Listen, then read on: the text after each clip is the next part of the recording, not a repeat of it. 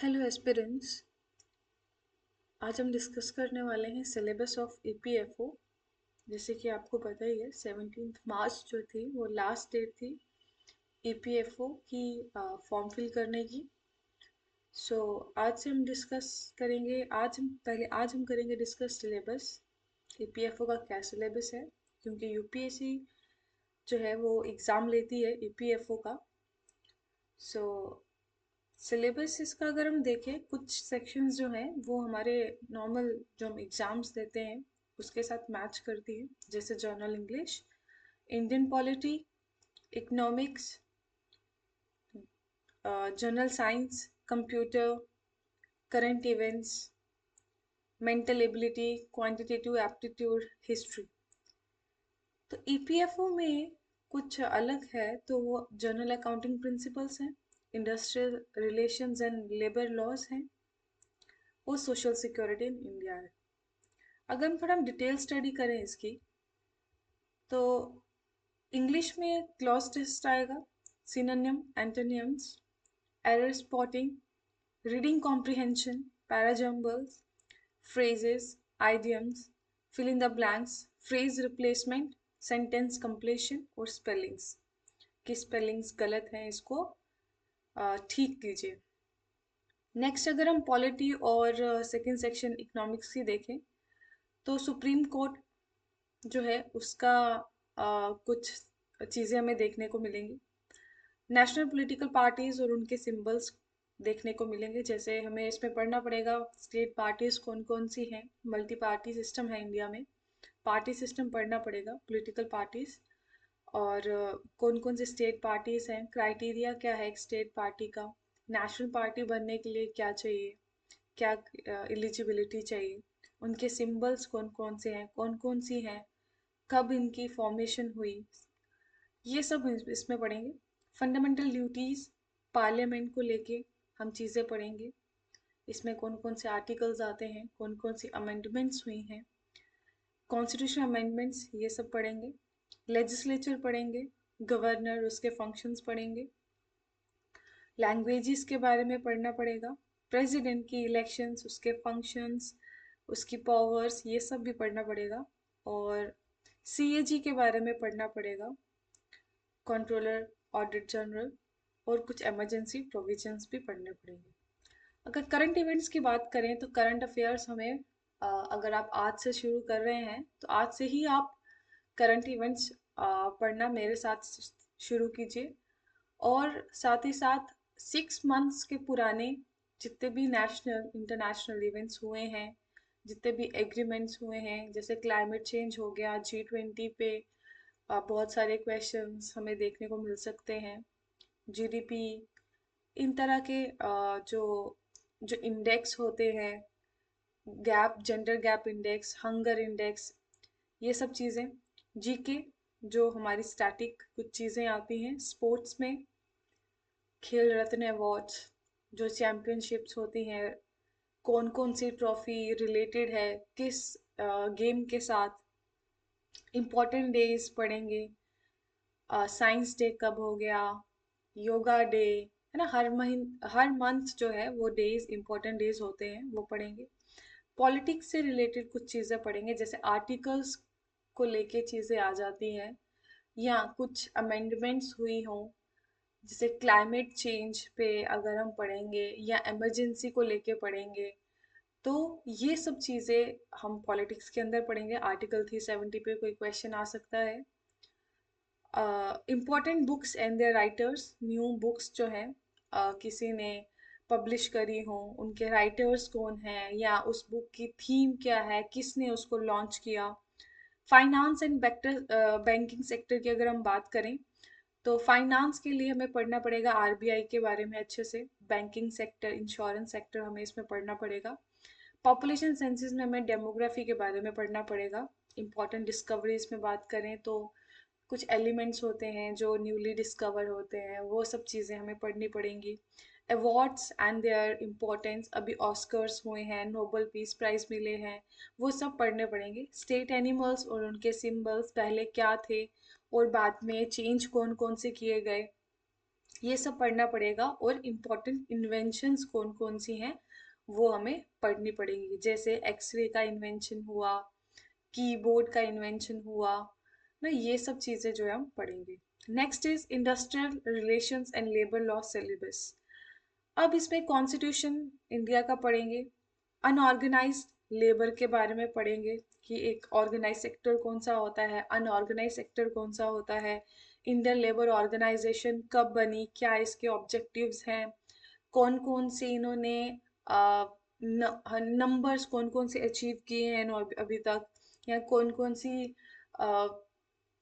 Targets इन्होंने achieve किए हैं, क्या इनकी थीम रही हैं, कौन कौन सी इन्होंने पॉलिसीज लाई हैं, ये सब हम इंटरनेशनल लेबर ऑर्गेनाइजेशन के अंदर पढ़ेंगे। और इसके लॉज पढ़ेंगे, वर्कर्स के प्रोविजंस पढ़ेंगे, फीमेल वर्कर्स के लिए कौन कौन से लॉ हैं, मैटरनिटी बेनिफिट एक्ट कौन कौन से है, विशाखा केस पढ़ेंगे, और लेबर ब्यूरो के बारे में, वेलफेयर कमिश्नर्स के बारे में पढ़ेंगे, फैक्ट्रीज एक्ट कौन कौन सी है, trade union act, minimum wages act, strikes, जो फैक्ट्रीज एक्ट है, ट्रेड यूनियन एक्ट है, मिनिमम वेजेस एक्ट है, ईएसआई एक्ट है, ईआरए है, इन सब पे हमें बहुत सारे क्वेश्चंस देखने को मिलते हैं।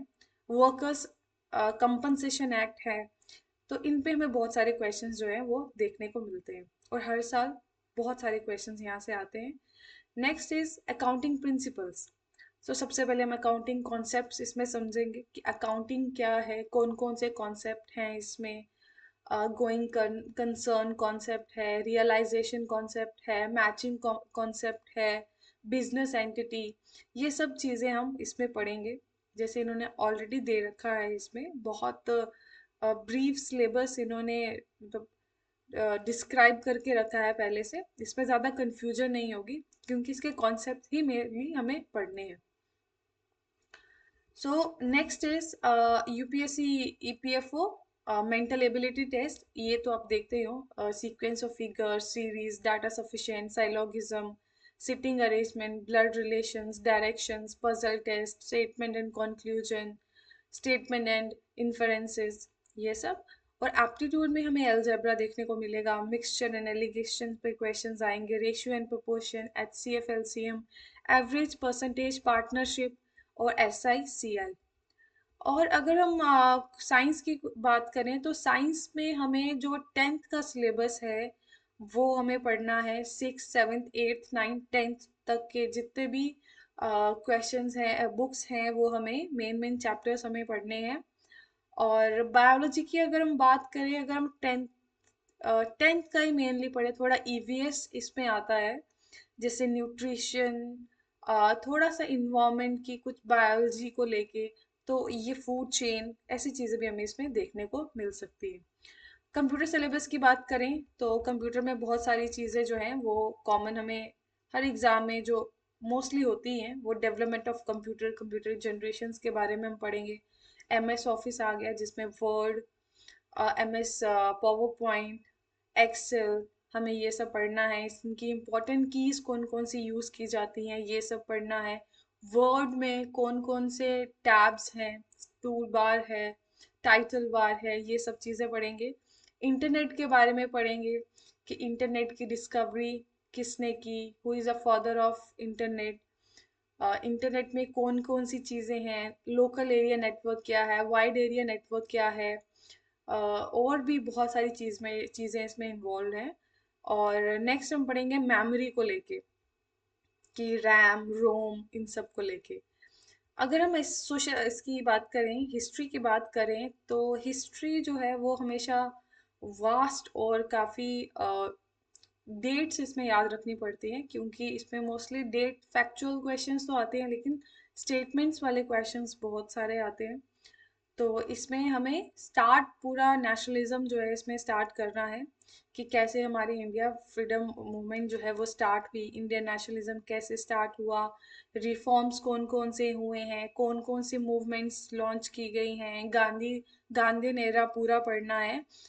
और पूरे जितने भी सेशंस हुए हैं, कलकत्ता सेशंस हुए हैं, लाहौर, ये सब चीज़ें हमें इसमें पढ़नी है। और मिशंस भी हमें पढ़ने हैं, जैसे क्रिप्स मिशन हो गया, तो साइमन कमीशन हो गया, ये सब भी हम इसमें पढ़ेंगे। नेक्स्ट आता है हमारा सोशल सिक्योरिटी को लेके, कि कौन कौन सी ऐसी स्कीम्स जो हैं वो लॉन्च की गई जो सिक्योरिटी प्रोवाइड करती है, कुछ ऑर्गेनाइज सेक्टर में, कुछ अनऑर्गेनाइज सेक्टर में। अच्छा, कौन कौन सी एम्प्लॉयज के लिए कौन कौन सी स्कीम्स, क्योंकि ईपीएफओ का एग्जाम हम देने वाले हैं, तो इसमें स्कीम्स कौन कौन सी इन्वॉल्व है। प्रधानमंत्री की जितनी भी स्कीम्स हैं मोस्टली जो इम्पोर्टेंट है वो हमने पढ़नी है। नेक्स्ट ये तो हो गया कि जो आपको रिटर्न एग्जाम देना है। अब नेक्स्ट जो है वो इंटरव्यू राउंड भी होगा, जो आफ्टर जब एक लिस्ट डिक्लेयर की जाएगी कि जिन बच्चों का नाम, जिन एस्पेरेंट्स का नाम लिस्ट में होगा वो इंटरव्यू के लिए सिलेक्ट होंगे।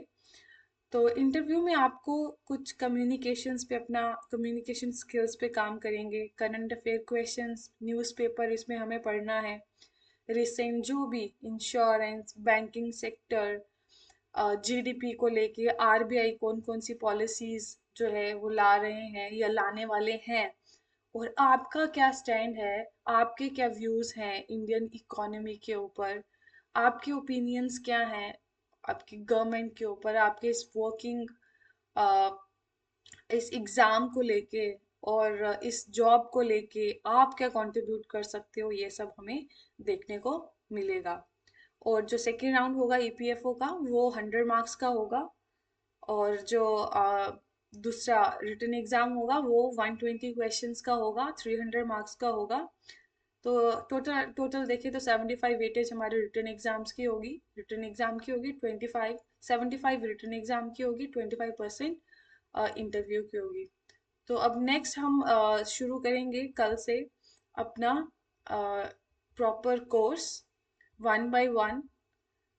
तो आई होप आप सब भी अच्छे से पढ़ेंगे, और कुछ भी कंफ्यूजन होगी तो आप सब कमेंट सेक्शन में मुझे अपने डाउट्स जो हैं वो बता सकते हैं, क्योंकि क्लास स्टार्ट करने से, कोर्स स्टार्ट करने से पहले हमें ये क्लैरिटी होनी चाहिए कि हम क्या पढ़ने वाले हैं और इसको किस तरह से पढ़ने वाले हैं। आप सभी अपने सिलेबस का एक प्रिंट आउट निकाल के अपने डेस्क के सामने लगा लीजिए, या अपनी नोटबुक के फ्रंट पेज पे लिख लीजिए, ताकि कोई कंफ्यूजन ना रहे। और आपको कितना पढ़ना है, फालतू नहीं पढ़ना है, जो सिलेबस में मेंशन है वही पढ़ना है, उसके अलावा कुछ नहीं पढ़ना है।